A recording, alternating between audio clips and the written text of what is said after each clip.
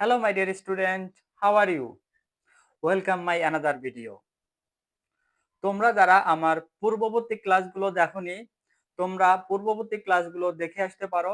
সেখানে আমি উদাহরণ 1, উদাহরণ 2, উদাহরণ 3, উদাহরণ 4 সুন্দরভাবে করে তোমাদের বুঝিয়ে দিয়েছি। এখন আমি তোমাদের উদাহরণ 5 নম্বর অঙ্কটি করে বুঝিয়ে দিব। চলো আমরা এখন দেখি উদাহরণ 5 নম্বর অঙ্কটি কি আছে। এখানে দেওয়া আছে 5.234 পৌনঃপুনিক 57 পৌনঃপুনিক কে সাধারণ ভগ্নাংশে প্রকাশ করো। সাধারণ ভগ্নাংশে প্রকাশ করার জন্য আমরা এখানে প্রথমে এই সংখ্যাটি লিখব 5.234 পৌনঃপুনিক 57 পৌনঃপুনিক ইকুয়াল টু, এটাকে আমরা সাধারণ পৌনঃপুনিক উঠিয়ে সাধারণ পয়েন্টে লিখব 5.23457। এখন দেখো 4 থেকে 7 পর্যন্ত পৌনঃপুনিক আছে, তো এই নাম্বারটি বারবার আসবে। 4 5 7 4 5 7 ডট ডট ডট ডট, মানে এই নাম্বারটি আরো অনেকবার আসবে। এখন যেহেতু দেখো আমাদের দশমিকের পরে কয়টি নাম্বার আছে, 1 2 3 4 5টি নাম্বার আছে, তাহলে আমরা এখানে প্রথমে এই নাম্বারটি লিখব 5.234 পৌনঃপুনিক 57 পৌনঃপুনিক। এবার আমরা মাল্টিপল দিয়ে এই যে দশমিকের পরে যে 5টি নাম্বার আছে 1 দিয়ে এই 5টি শূন্য দিয়ে গুণ করব, ইকুয়াল টু। ওকে, এখন যদি আমরা 5.234 পৌনঃপুনিক 5 পৌনঃপুনিক 7 ইন্টু 10,000 করি, তাহলে যে নাম্বারটা পাই 5.23457 দশমিক 457 dot dot dot dot dot. এখন আমরা যেটা করব, এখানে কয়টা নাম্বারের পর পৌনঃপুনিক আছে, একটা দুইটা তিনটা নাম্বারের পর পৌনঃপুনিক আছে, যার কারণে আমরা এখানে 100 দিয়ে মাল্টিপল করব। 5.234 পৌনঃপুনিক 57 মাল্টিপল 100 ইকুয়াল টু, এখন আমরা এখানে যেটা পাবো 5.23.457 ডট ডট ডট ডট। এখন এটা আমরা বিয়োগ করে দেব।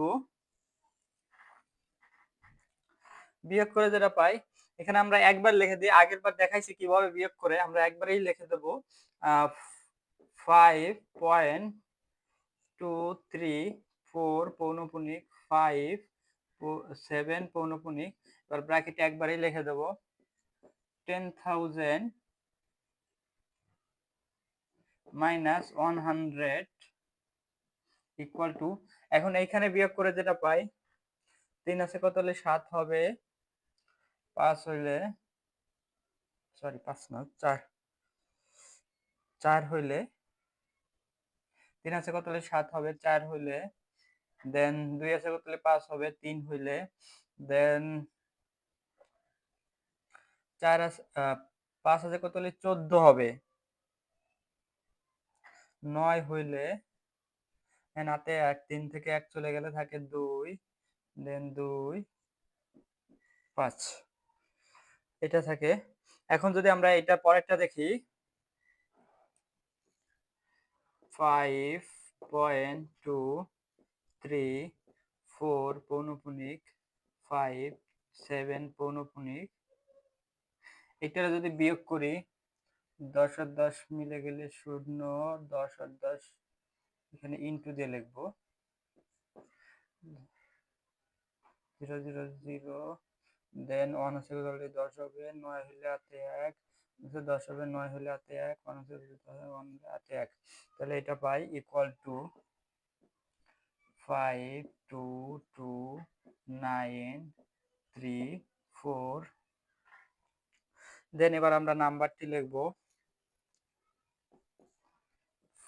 5.234 পৌনঃপুনিক 5 7 পৌনঃপুনিক ইকুয়াল টু 5229334 ডিভাইডেড 99900। এখন যদি আমরা এটারে কাটাকাটি করি, কাটাকাটি করলে আমরা যে নাম্বারটি পাবো উপরে পাবো হলো গেন 2614667 ডিভাইডেড 49950।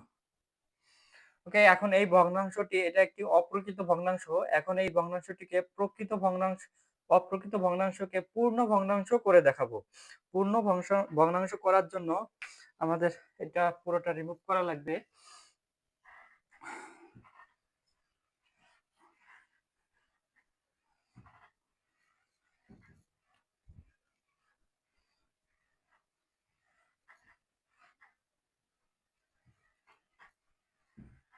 তাহলে আমাদের অপ্রকৃত ভগ্নাংশটি আছে 2614667 ডিভাইডেড 49950। 2614667 এটাকে ডিভাইডেড 5 দিয়ে ডিভাইডেড করা যায়। 5 5 শূন্য শূন্য 5 5 25 25 5 হাতে 2 5 নং 45 45 আর 2 45 46 47 47 7 হাতে 4 5 নং 45 45 আর 4 49 49 9 হাতে 4 4 5 20 20 আর 4 20 আর 4 24। এখন যদি এটাকে আমরা মাইনাস করি, এখন বিয়োগ করে 7 দেন 1 7 আছে কত হলে 14 হবে, 7 হইলে হাতে 1 9 1 10 10 আছে কত হলে 11 হবে, 1 হইলে হাতে 1 4 1 5 5 আছে কত 6 হবে, 1 হইলে তাহলে আর 2 আর 2 মিলে গেলে 0, সামনে 0 বসে না। তাহলে আমরা এখানে পূর্ণ ভগ্নাংশটি পাই 5 পূর্ণ